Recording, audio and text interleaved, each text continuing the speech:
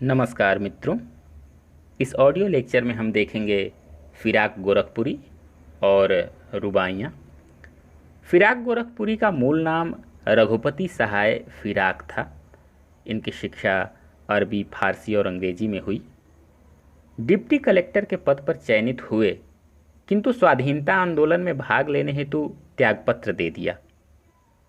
Jail भी गए। इलाहाबाद विश्वविद्यालय के अंग्रेजी विभाग के अध्यापक रहे। साहित्य अकादमी, ज्ञानपीठ और सोवियत लैंड नेहरू अवार्ड प्राप्त हुए। इन्होंने उर्दू शायरी में लोक जीवन और प्रकृति को उभारा। बातचीत की शैली में अपनी बात कही है। इनकी रचनाओं में हिंदी, उर्दू और लोक भाषा का अनूठा गठबंधन है। एक घरेलू रूप दिखता है।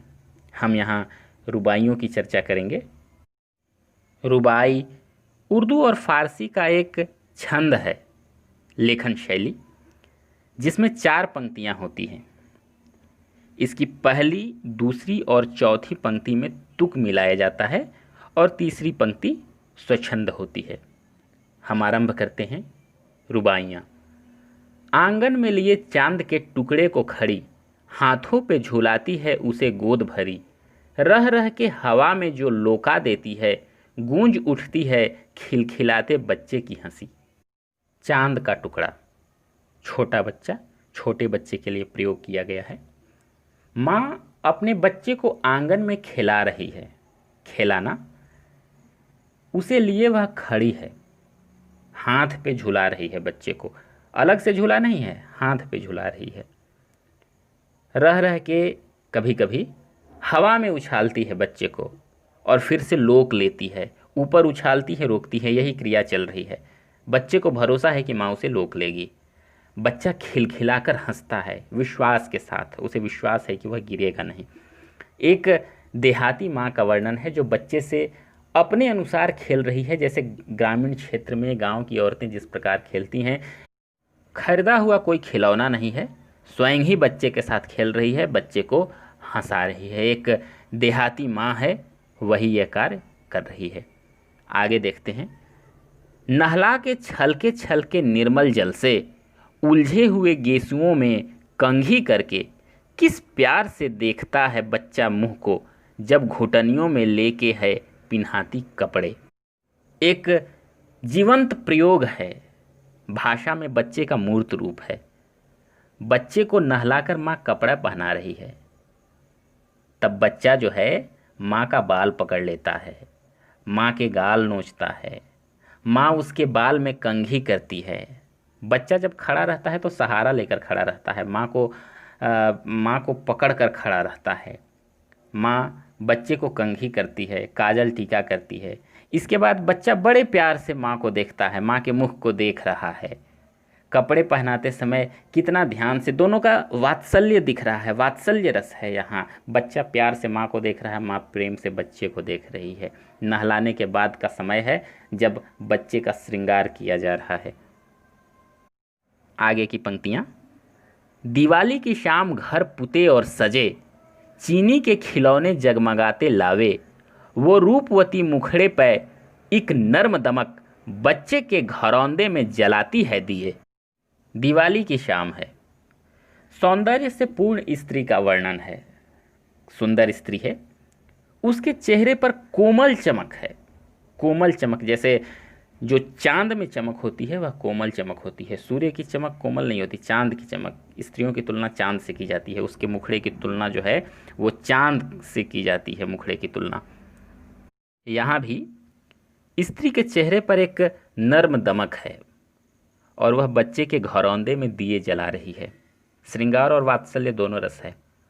बच्चे से जो प्रेम हो रहा है उसमें वात्सल्य दिख रहा है, और श्रृंगार, स्त्री का जो श्रृंगार है वहाँ श्रृंगार है। आगे की पंक्तियाँ हैं। आंगन में ठुनक रहा है जिदयाया है, बालक तो है चांद पे ललचाया है। दर्पण उसे देके कह रही है माँ, देख आईने में चांद उतर आया है। बच्चा जिदियाया है, ठान लिया कि नहीं मुझे चाहिए ही चाहिए। आंगन में ठुनक रहा है बच्चा, जिद पकड़ लिया है। बालक चांद के ऊपर ललचा गया है, उसे चांद चाहिए। राम जी जब जिद पकड़ लिए थे तो माता कौशल्या ने एक परात में पानी भर दिया और उसी में चांद की परछाई दिखाकर कहा कि लो ये चांद है, इसी से खेलो। उसी तरह यहाँ जो माँ है वह बच्चे को आईने में दिखा रही है कि देखो यहाँ चांद आ गया है, इसी से खेलो, यही चांद है तुम्हारा। उसके जिद को शांत करने के लिए माता ने आईने का प्रयोग किया है, दर्पण का प्रयोग किया है। आगे की पंक्तियां हैं। रक्षाबंधन की सुबह रस की पुतली, छाई है घटा गगन की हल्की हल्की, बिजली की तरह चमक रहे हैं लच्छे, भाई के हैं बांधती चमकती राखी। रक्षाबंधन के दिन का वर्णन है। घनघोर घटाएं छाई हुई है, सावन का पूर्णिमा होता है। सावन में घटाएं छाई रहती हैं, बारिश होते रहती है। बिजली की तरह रेशम की राखी चमक रही है।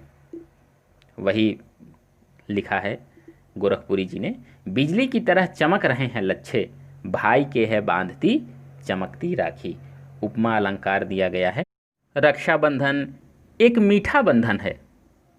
रक्षाबंधन के कच्चे धागों पर बिजली के लच्छे हैं। सावन में रक्षाबंधन आता है। सावन का जो संबंध झीनी घटा से है, घटा का जो संबंध बिजली से, वही संबंध भाई का बहन से है। इस रुबाई में हमने देखा कि हिंदी, उर्दू और लोक भाषा का बड़ा विलक्षण प्रयोग है।